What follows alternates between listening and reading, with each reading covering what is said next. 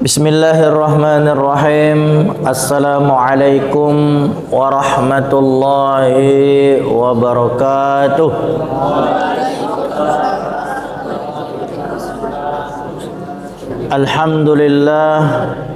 Alhamdulillahi rabbil alamin. Wa bihi nasta'inu ala umurid dunya waddin. Wassalatu wassalamu ala ashrafil anbiya'i wal mursalin wa ala alihi wa ashabihi ajma'in. Rabbi israh li sadri wa yassir li amri wahlul 'uqdatam min lisani yafqahu qawli. Rabbi zidni ilma warzuqni fahma, amma ba'du. Alhamdulillah, puji serta syukur marilah selalu kita panjatkan kehadirat Allah Subhanahu wa taala. Salawat beriring salam kepada baginda besar Nabi Muhammad sallallahu alaihi wasallam. Allahumma salli wa sallim ala sayyidina Muhammad wa ala alihi wa ashabihi ajma'in. Adik-adik para asatiz yang dimuliakan oleh Allah Subhanahu wa taala, tema kita pada sore hari ini judulnya itu healingnya para ulama, nikmatnya capek belajar. Apa itu healing? Apa? Jalan-jalan. Kata kamu, payah bu, healing. Apalagi kalau lagi libur, healing. Healing itu double. Makna healing itu apa sebenarnya? Apa? Biar kita dapat ilmu ya. Makna healing itu ya. Biar kita sampaikan di sini. Artinya itu ya, kalau dalam beberapa sumber menyebutkan ya,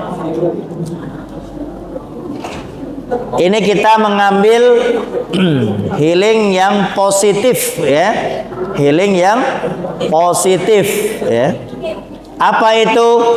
Proses pemulihan batin. Batin kita ini dipulihkan.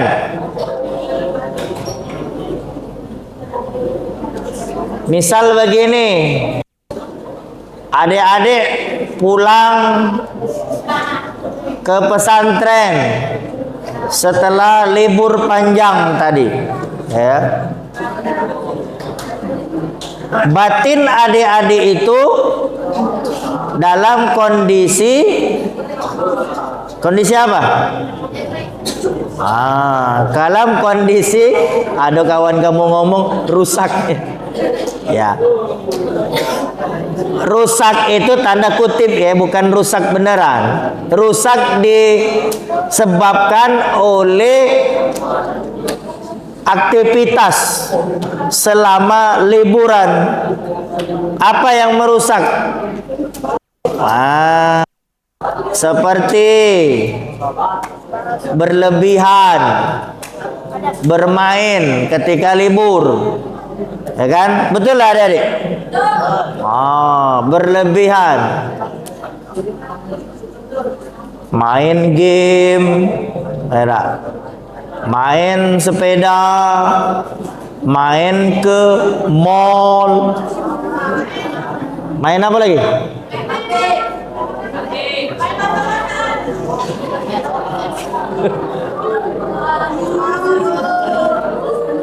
Main apa katanya tadi? Main perasaan. Main ke perasaan.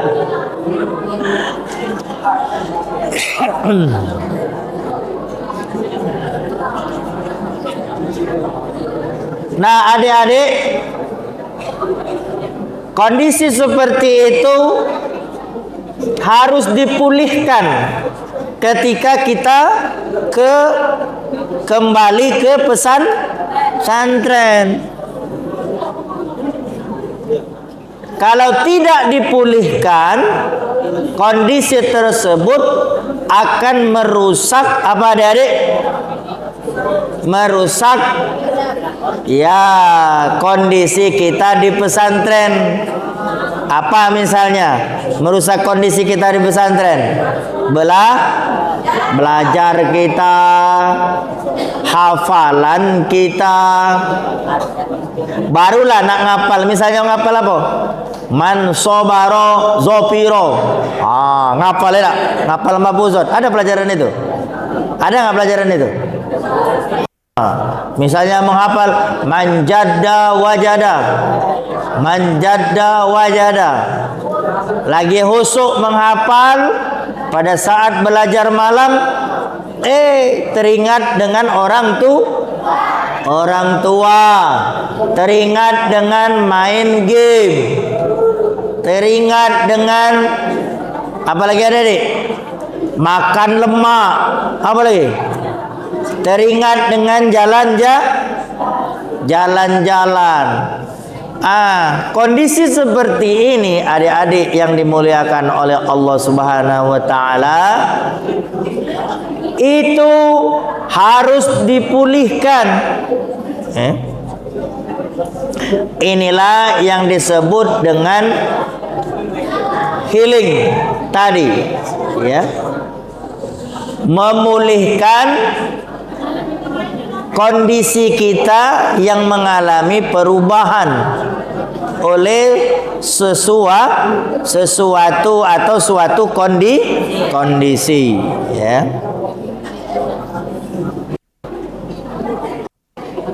Walaupun kadang-kadang healing ini selalu identik dengan apa adik-adik? Hiburan, jalan-jalan, makan. Itu salah satu bagian healing. Tapi tidak selalu healing ini identik dengan kondisi seperti itu tadi. Nah, kembali ke kita di asrama, kondisi kita sedang belajar, ya tentunya kita tidak bisa sering melakukan aktivitas atau kegiatan jalan-jalan, belanja yang asyik-asyik seperti itu, ya. Atau kamu sering belanja ke mall selama di sini? Boleh tak? Di koperasi.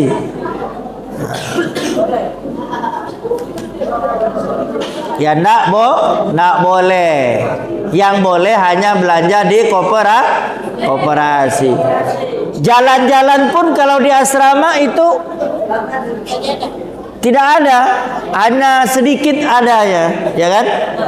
Misalnya study tour, ya kan? Jalan-jalan study tour kemana seperti itu, ke pesantren mana? Artinya adik-adik yang dimuliakan oleh Allah Subhanahu wa taala, kondisinya ini sangat terbatas, tidak bebas. Nah, kembali ke tadi, seorang penuntut ilmu, ya, kondisi seperti itu atau dalam kondisi jiwanya, kepribadiannya itu negatif, ya, tidak sesuai dengan kondisi semestinya, maka dia harus melakukan healing itu tadi. Lalu bagaimana kita penuntut ilmu, ya, melakukan healing tersebut, ya, memperbaiki kondisi kita? Nah, ini yang ingin kita sampaikan pada hari ini adik-adik yang dimuliakan oleh Allah Subhanahu wa taala. Ya. Yang pertama tentunya di antara aktivitas healing itu adalah melakukan introspeksi diri. Ya kan? Introspeksi diri. Adik-adik,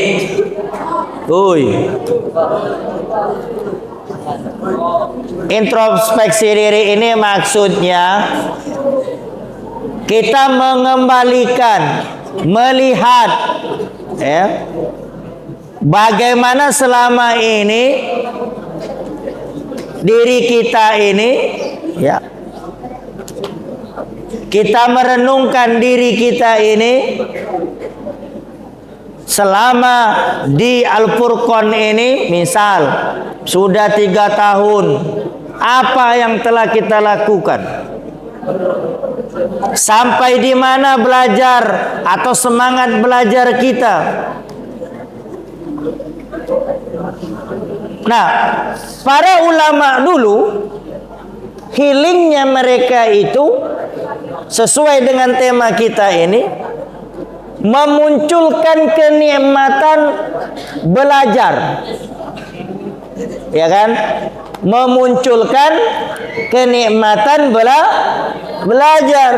Jadi belajar itu, menuntut ilmu itu menjadi, kalau dalam bahasa orang keren sekarang itu candu. Tahu adik-adik candu? Candu tahu tak? Candu itu kecanduan. Pecah adik tak lepas dari main HP. Kalau main game tak lepas main game. Tak? Kecanduan, itu namanya kecanduan. Nah, bagaimana setelah kita melakukan introspeksi diri itu tadi, kebiasaan negatif itu, kecanduan sesuatu yang berakibat negatif, dibalikkan menjadi kecanduan yang mendatangkan hal-hal yang positif. Betul atau tidak? Sehingga ya, ketika berada di sini, ketika belajar di asrama, ketika belajar di kelas, itu menjadi healing kita, menjadi nyaman, ya. Jadi di pesantren ini, saya mau ke pesantren, saya balik ke pesantren, nyaman, tidak menjadi berat, tidak menjadi susah. Ini dah kalau ke pesantren mulai ribut sama bapaknya. Pak, aku dah galak ke asrama lagi. Ngapa kau dah galak ke asrama? Dah lemak pak di asrama. Tidur dah nyenyak, makan dah lemak, belanja dah bebas, main HP dah bebas. Kondisi seperti inilah yang menghalangi kita selama ini untuk betah di asrama. Maka oleh sebab itu, adik-adik, munculkan kenyamanan ketika dalam kondisi menuntut ilmu, maka kalian akan merasa nikmat.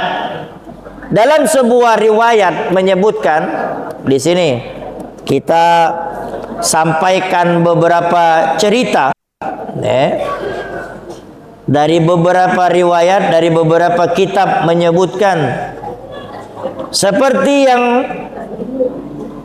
diceritakan dalam ungkapan seorang ulama besar, salah seorang ulama imam mazhab. Siapa itu? Imam Asy-Syafi'i. Imam Syafi'i. Apa kata beliau dalam ungkapannya terkenal? Man lam yadhuq murrat ta'allumi sa'atan. Artinya apa adik-adik? Barang siapa yang tidak mampu menahan lelahnya belajar. Belajar itu lelah, belajar itu capek, Betul enggak, santriwati? Betul. Menghafal itu capek adik-adik. Subuh-subuh sudah sholat subuh menghafal Al-Quran. Alif lam mim zalikal kitabu la raiba fih hudal lil muttaqin. Hafal. Baru nyandar sebentar. Alif lam mim zalik apa lah? Zalikal kitab nyengok Quran lagi. Capek. Mengulang sampai 20 kali baru hafal. Betul adik-adik? Tidak ada yang namanya orang cerdas, orang pintar, orang sukses itu tidak mengalami yang namanya kelelahan. Betul? Cuman kamu tuh jangan nak nyengok kenian lelah. Tidur galau nyender lelah. Ustaz kami ni lelah seharian belajar Ustaz. Ya. Yang lagi tidur bangun. Uy. Ini baru disebut ke Imam Syafi'i langsung lelah dia. Ya. Awas ini masuk kuis lagi. Rotinya yang Ustaz dengar dari Ustaz Mukarram lain rotinya sekali ini. Isinya sosis 5 ekor.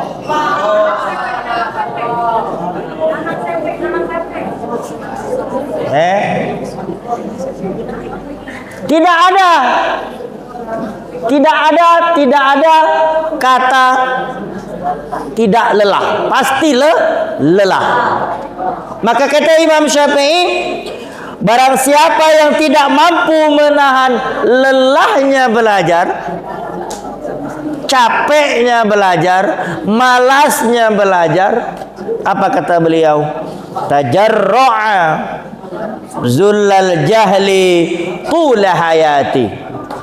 Maka ia harus mampu menahan pedihnya, perihnya kebodohan seumur hidupnya.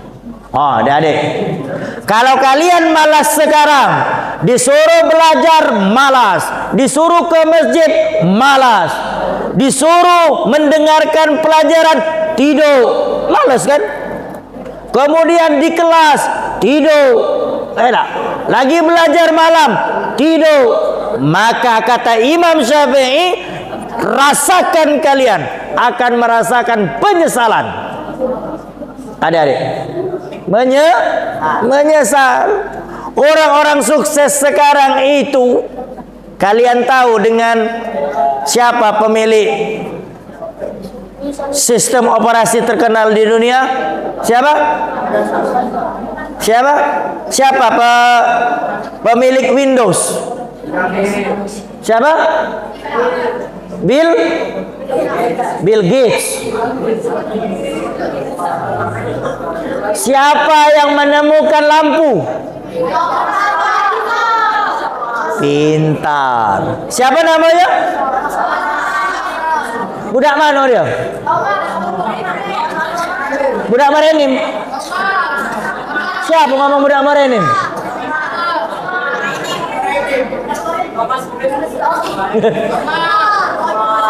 Budak mana? Budak OI. Kayu. Pastinya harus kayu.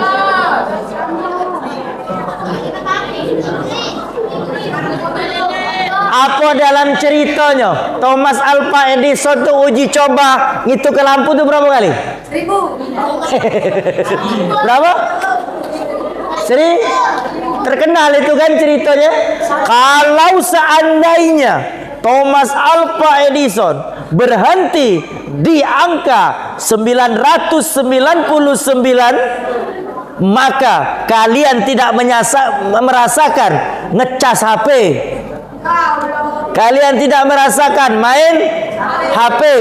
Kalian tidak merasakan sepeda listrik.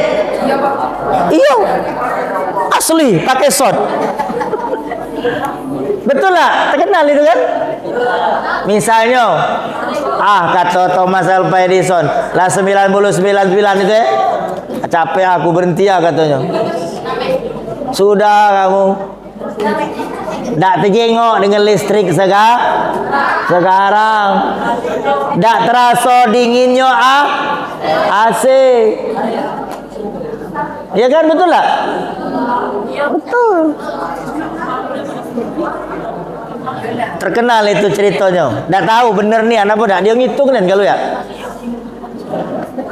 Pas ke 1000 baru dia bisa menemukan listrik. Oh.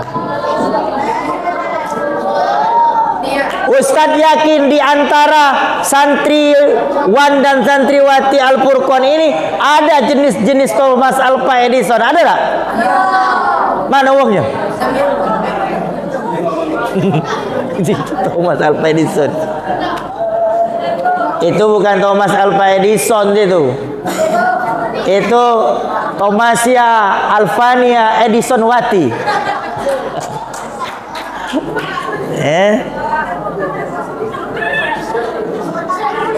Artinya adik-adik capek. Belajar itu capek. Bukan belajar itu nikmat. Maka renungkanlah, ini akan menjadi sesuatu kenikmatan. Ya kan? Maka kata Imam Syafi'i, kalau kamu malas belajar, tidur-tiduran, maka rasakanlah kaki kamu, nyesal, bomoran hidup. Kalau bahasa orang Palembang tuh ngomong, kau saro. Ada. Ujung-ujungnya jadi apa? Jadi sampah masyarakat. Agak ngibon. Tahu tak ngibon kamu? Ada tak sini yang ngibon?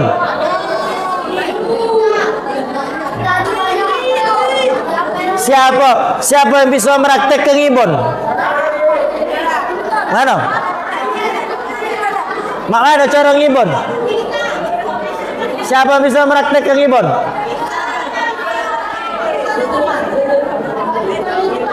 Yo. Tak mungkin lah kamu tahu, kan kamu tak pernah ngibon. Apa?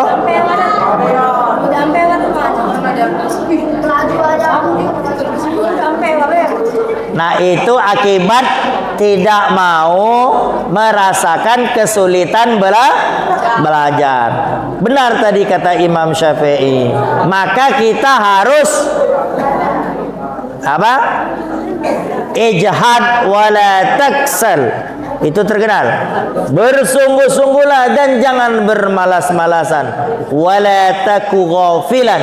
Serta janganlah kalian terlalai atau terlena. Ya. Ijhad wala taksal wala taku ghafilan. Fanadamatul uqba. Apa katanya tadi? Mafuzul itu sesungguhnya penyesalan dari akibat tadi, ya, tidak mau bersungguh-sungguh, lima yatakasal, untuk orang yang selalu bermalas-malasan, ya. Contohnya adik-adik, malas makan nasi ke dapur, akibatnya apa? Lapar. Kalau sudah lapar, akibatnya sakit. Kalau sakit mah akibatnya belum berobat, hilang duit, ujung-ujungnya hilangnya nyawa. Maka jangan bermalas-malasan. Nah, ini pesan daripada Imam Syafi'i.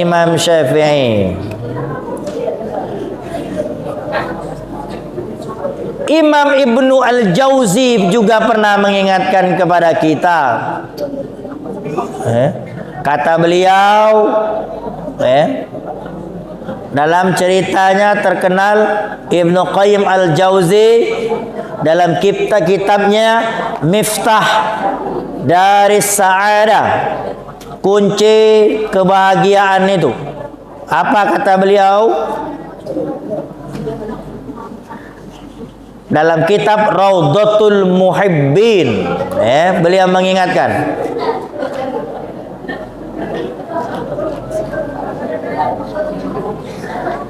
beliau menceritakan tentang guru beliau.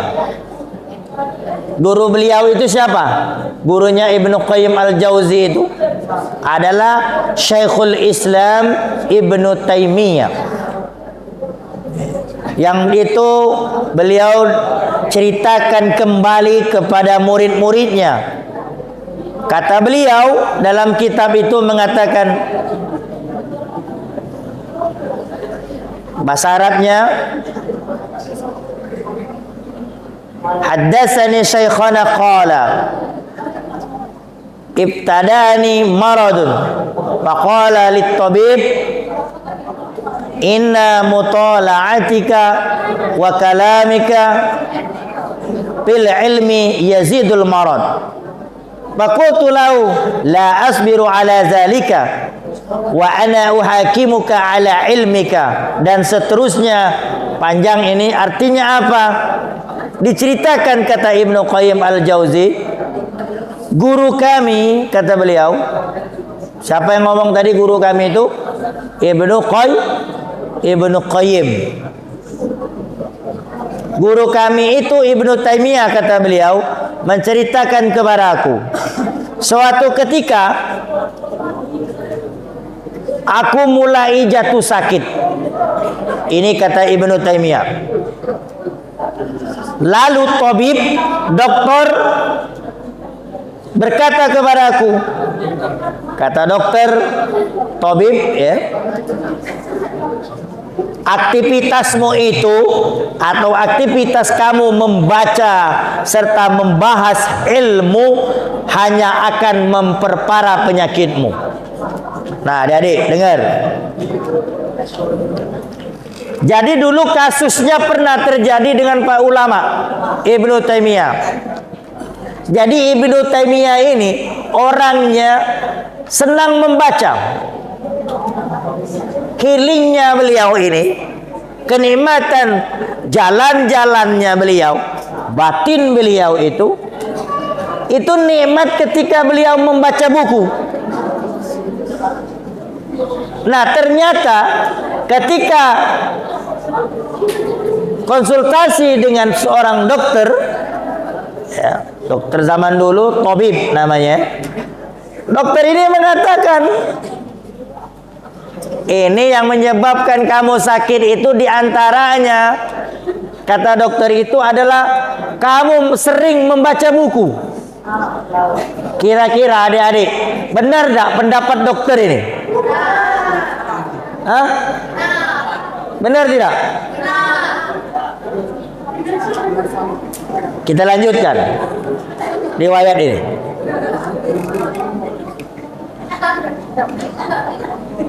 Kata Ibnu Taimiyah, maka aku menjawab, aku tidak bisa bersabar untuk tidak membaca.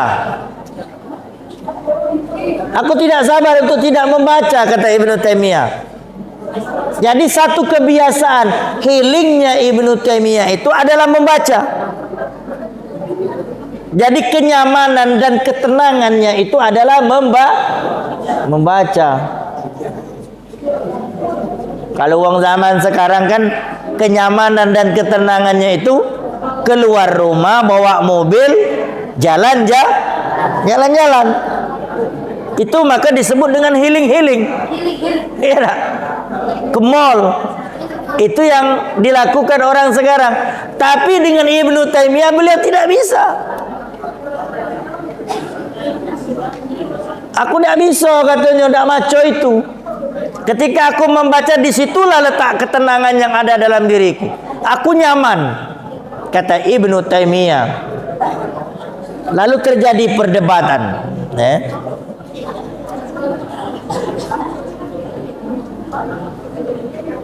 Kata beliau, sekarang mari kita berdebat menggunakan ilmu kedokteranmu. Kata Ibnu Taimiyah ngomong dengan dokter itu tadi. Apa kata beliau? Bukankah jika jiwa seorang manusia merasa bahagia dan gembira, maka energi tubuhnya akan menguat sehingga bisa menolak penyakit? Adik-adik, dokter itu menjawab, benar. Aku berkata lagi, kata Ibnu Taimiyah, sungguh, kata beliau, jiwaku merasa sangat bahagia dengan ilmu sehingga energiku menguat dan aku pun menemukan kesembuhan. Dan dokter yang mengobati Ibnu Taimiyah tadi pun menyerah dan angkat tangan dengan komentar dari Ibnu Taimiyah. Adik-adik, kenapa Ustadz sampaikan cerita ini? Jadi tidak ada alasan belajar di pesantren ini atau belajar di asrama Al-Furqan ini itu membuat kita sakit, males, tidak nyaman. Itu balikkan ke diri kalian masing-masing. Kenapa kalian tidak nyaman? Kenapa kalian stres? Asal masuk kelas pagi-pagi dibangunkan misalnya oleh mudabbir, oleh pengurus, bangun. Mulai kaget pikiran dia. Ustaz, males Ustaz. Nah, ini menjadi salah satu penyakit karena adik-adik tidak mampu menghadirkan kenyamanan dengan aktivitas serta kewajiban yang diberikan oleh sekolah. Adik-adik, dari kalian bangun tidur, dengar, kemudian kalian berwudu, kemudian kalian berangkat ke masjid, ya kan? Kemudian kalian sholat, membaca Al-Quran, menghafal Al-Quran, lalu pulang ke asrama, mandi, setelah mandi pakaian sekolah, setelah pakaian sekolah kalian makan, setelah makan berangkat ke sekolah. Aktivitas ini rutin kalian lakukan. Ini bukan sembarang aktivitas adik-adik, tapi aktivitas ini merupakan aktivitas yang sudah dipikirkan matang-matang, masak-masak oleh guru-guru kalian. Bukan nanya Roy kamu. Kita ini kadang berpikir, ya ada pening kepala aku. Belajar lagi. Ke masjid lagi. Enak. Belajar malam lagi. Ini semua dibuang. Setuju? Adik-adik setuju tak? Tapi kalian harus tanamkan semuanya ini merupakan hal yang baik, hal yang positif untuk kehidupan kalian ke depan. Memang sulit adik-adik, nak bangun jam 4 lagi nyenyak-nyenyak tidur. Kalau di rumah dulu lagi libur, jam 4 masih dipeluk sama bapak kamu. Betul tak? Kaki kurang-kurang kaki ibunya. Kalau dibangunkan bapaknya marah pula kaki dulu. Biar ke dulu, lagi nyenyak dia tuh. Tapi kalau di asrama dak bangun, dia apa kamu kalau dak bangun? Disiram. Tekanjan, tidak? Terkejut. Astagfirullahalazim. Lagi nyenyak-nyenyak. Siram sama banyu. Siapa yang pernah ngalami ini? Pernah? No, tidak. Karena dengar, adik-adik, disiplin di asrama itu, satu aktivitas kalian langgar itu akan berakibat kepada atau berefek kepada aktivitas yang lain. Bangun terlambat, efeknya kemana adik-adik? Telat sekolah. Telat sekolah efeknya apa adik? Dihukum. Uang belajar kamu tegak. Tidak? Cak tadinya ada kawan-kawan dari berdiri di belakang, yang lainnya duduk galau, mereka tegak. Uang belajar tegak. Tidak. Terus seperti itu aktivitas ini, maka kalian akan mengalami kemalasan, kesal dengan peraturan. Karena apa? Karena tidak ada keinginan untuk mengikuti disiplin yang ada. Padahal itu semuanya untuk mendatangkan kebaikan untuk kita semua adik-adik. Biar kalian nanti ke depannya menjadi orang sukses. Lihat dalam pepatah Imam Ali pernah menyebutkan, al-haqqu bila nizamin. Ya, artinya apa adik-adik? Kebenaran itu kalau tidak ada disiplin, adik ini kan orang-orang yang saleh, orang pembawa kebenaran. Kalau tidak didisiplinkan, dibuat aturan, maka kalian akan yaghlibuhul batil binizam. Kalian akan dikalahkan oleh kebatilan yang tidak memiliki disiplin. Kedisiplinan inilah yang akan membawa hidup kita menjadi sukses. Inilah kedisiplinan membaca buku yang dilakukan oleh Ibnu Taimiyah ini mengajarkan kepada kita apa adik-adik? Artinya apabila sesuatu itu dijalani dengan hati yang ikhlas, maka dia akan menjadi satu bentuk kenikmatan, kenikmatan yang datang, yang masuk ke dalam jasmani serta rohani kita masing-masing. Ada satu kisah lagi yang menceritakan hal yang sama. Bagaimana kisah Imam Ibnu Al-Jauzi dalam kitabnya Saidul Khatir. Beliau pernah bercerita, ini terkenal, cerita beliau membeli roti kering. Tahu adik-adik roti kering? Roti keras itu demi hemat waktu. Itu terkenal ceritanya. Bagaimana cerita itu? Suatu ketika beliau membandingkan roti basah. Roti basah itu roti lembut itu adik-adik, yang harus dikunyah lama dengan roti kering yang dicelup air lalu langsung ditelan. Kalau roti basah itu kan lemak gitu kan, makannya ngenyom. Apalagi kalau pakai coklat, mau lama dikunyah. Kalau roti kering, karena udah lemak, lapar, celup ke banyu, langsung dia ditelan. Roti kering.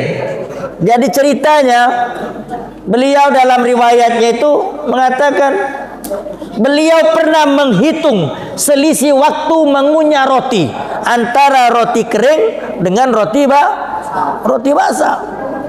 Kaget itu roti kering apa roti basah? Roti basah itu jadinya. Lama itu ngunyahnya kata beliau. Sampai akhirnya dalam cerita itu beliau mengatakan selisih waktu antara mengunyah roti biasa dan menelan roti celup air ini bisa membuatku membaca 50 ayat Al-Quran. Masya Allah, Masya Allah. Adik-adik, jadi beliau menghitungnya selisih waktu dari makan roti kering dengan roti basah itu, jaraknya itu bisa beliau membaca 50 ayat Al-Quranul Karim. Dari situ akhirnya beliau makan roti kering itu tadi. Nah, ini betapa harusnya, betapa tamaknya para ulama dengan ilmu, adik-adik. ya kan? Apalagi adik-adik di sini juga menghafal Al-Quran, ya kan? Hafal Al-Quran itu kalau mengawalinya itu sulit. Mudah atau sulit menghafal Al-Quran, adik-adik? Adik-adik, mudah atau sulit menghafal Al-Quran? Iya, menghafal Al-Quran itu kadang mudah, kadang sulit. Dikata kesulit nian, kaki ngapal Al-Quran itu mudah. Dikata kemudah, kaki ngapal Al-Quran itu sulit. Tentunya adik-adik yang dimuliakan oleh Allah Subhanahu wa taala, itu tergantung dengan kondisi diri kita. Apa pesan Imam Syafi'i sebagai penutup materi kita sore hari ini? Kata beliau, syakautu, aku pernah mengadu, kata beliau, mengeluh, ila Waqi'in, kepada guruku yang bernama Imam Waqi'. Su'a hifzi, kesulitan aku dalam menghafal. Apa kata gurunya? Fa'arsyadani ila tarkil ma'asi. Guruku itu, kata Imam Syafi'i, menasehatiku untuk apa? Untuk meninggalkan maksiat. Fa'akhbarani, lalu guruku mengatakan kepadaku, memberitakan kepadaku, bi annal ilma nurun, sesungguhnya ilmu itu adalah cahaya, wa nurullahi la yuhda lil asi, sesungguhnya cahaya Allah itu tidak akan bisa masuk kepada diri orang yang selalu berbuat maksiat. Jadi adik-adik yang dimuliakan oleh Allah Subhanahu wa taala, agar supaya ilmu itu bisa masuk ke dalam diri kita, agar supaya Al-Quran itu bisa masuk ke dalam diri kita, maka yang kita lakukan adalah membersihkan diri kita dari melakukan perbuatan maksiat. Oke, demikian materi kita pada sore hari ini. Semoga ini bisa menambah semangat adik-adik, terutama dalam melangkah melalui perjuangan sesuai materi kita yang sebelumnya, itu berjihad dalam menuntut ilmu, termasuk hari ini merupakan poin lanjutan dari menerapkan semangat belajar selama kita hidup di asrama, di pesantren, karena ini memang perlu melakukannya dengan penuh perjuangan. Semoga Allah Subhanahu wa taala merahmati kita semuanya, dan semoga Allah Subhanahu wa taala memberikan kemudahan kepada adik-adik dalam menuntut ilmu. Amin ya rabbal alamin. Demikian. A'udzu billahi minasyaitonir rajim. Bismillahirrahmanirrahim. Alhamdulillahi rabbil alamin, wassalatu wassalamu ala asyrafil anbiya'i wal mursalin wa ala alihi wa ashabihi ajmain. Rabbana zalamna anfusana wa illam taghfir lana wa tarhamna lanakunanna minal khasirin. Rabbana ighfir lana wa liwalidayna wa lil mu'minina yawma yaqumul hisab. Allahumma ij'al ijtima'ana za ijtima'an marhuma wa tafarruqana min ba'dihi tafarruqan ma'suma. Allahumma anfa'na bima 'allamtana wa 'allimna bima yanfa'una wa zidna ilma. Allahumma inna nas'aluka ilman nafi'a wa rizqan wasi'a wa shifaa'an min kulli da'. Rabbana atina fid dunya hasanah wa fil akhirati hasanah wa qina 'adzaban nar. Wa sallallahu ala sayyidina Muhammad wa ala alihi wa sahbihi ajmain. Walhamdulillahi rabbil alamin. Taqabbalallahu minkum.